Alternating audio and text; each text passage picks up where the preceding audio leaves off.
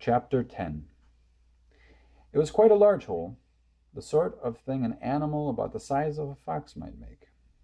James knelt down in front of it and poked his head and shoulders inside.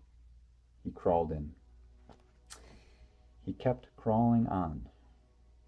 This isn't just a hole, he thought excitedly. It's a tunnel.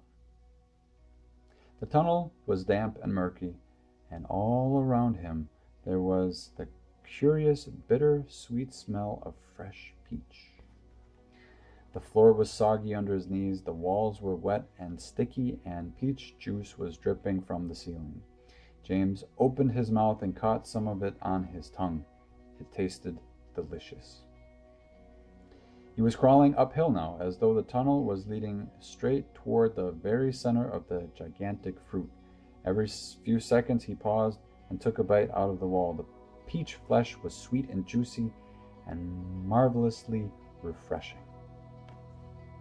He crawled on for several more yards, and then suddenly, bang! The top of his head bumped into something extremely hard, blocking his way. He glanced up. In front of him there was a solid wall that seemed at first as though it were made of wood. He touched it with his fingers. It certainly felt like wood, except it was very jagged and full of deep grooves. "Good heavens," he said. "I know what this is.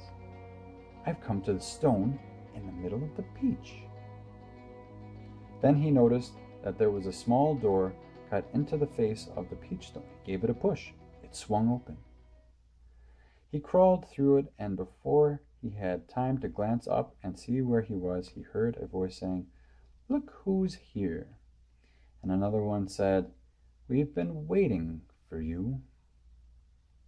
James stopped and stared at the speakers. His face was white with horror. He started to stand up, but his knees were shaking so much he had to sit down again on the floor.